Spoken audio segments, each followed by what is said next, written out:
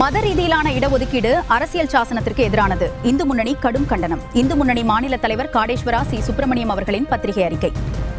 தமிழக வெற்றிக் கழகம் ஒரு சிறுபான்மை அரசாக இயங்குவதால் அதன் கூட்டணி கட்சிகள் தங்கள் விருப்பம் போல் செயல்பட்டு முதல்வர் ஜோசப் விஜய் அவர்களை ஒரு இக்கட்டான சூழ்நிலையில் தள்ள முயற்சிக்கிறதோ என்ற சந்தேகம் எழுகிறது.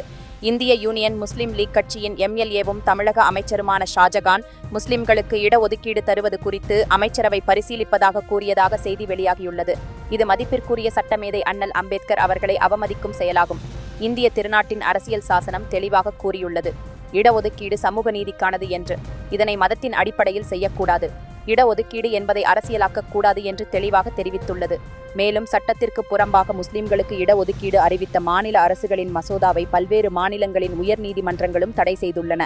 உச்ச நீதிமன்றமும் இதுபோன்ற மத ரீதியிலான இடஒதுக்கீட்டிற்கு தடை விதித்து உத்தரவு பிறப்பித்துள்ளது. இஸ்லாமியர்களும் இந்துக்களும் இணைந்து வாழ முடியாது என்று காரணம் காட்டி இந்தியாவை துண்டாக்கி பாகிஸ்தான், பங்களாதேஷ் என்ற முஸ்லிம் நாடுகள் உருவாக காரணமே இந்த முஸ்லிம் லீக் தான். அதன் மிச்சம்தான் நமது நாட்டில் மீண்டும் மத ரீதியான பிரிவினையை உருவாக்கிட முயற்சிக்கும் இந்திய முஸ்லிம் லீக் என்பதை மக்கள் புரிந்து கொள்ள வேண்டும். நரிக்கு நாட்டாமை கொடுத்தால் கிடைக்கு 2 ஆடு என்று சட்டம் போட்டு கொன்று தீர்க்கும் என்ற பழமொழி போல முஸ்லிம்களுக்கு இடஒதுக்கீடு அரசின் பரிசீலனையில் உள்ளது என்று அமைச்சர் ஷாஜகான் கூறுவது முதல்வர் திரு ஜோசப் விஜய் அவர்களை மதவாத பொறியில் சிக்க வைக்கத்தான். இதன் மூலம் ஏழை எளிய இந்துக்களை மதம் மாற்ற சதி செய்கிறது முஸ்லிம் லீக். இடஒதுக்கீடு செய்வதானால் அது இந்துக்களின் சலுகைகளில் கை வைப்பதாக அமையும் என்பதை மக்கள் புரிந்து கொள்ள வேண்டும்.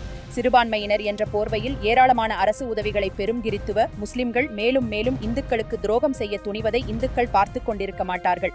பிற்படுத்தப்பட்ட பட்டியல் சமூகங்கள் இவர்களை எதிர்த்து போராடும் சூழ்நிலையை உருவாக்க வேண்டாம். இந்துக்களின் உணர்வுகளுக்கும் உரிமைகளுக்கும் தமிழக அரசு மதிப்பளிக்க வேண்டும்.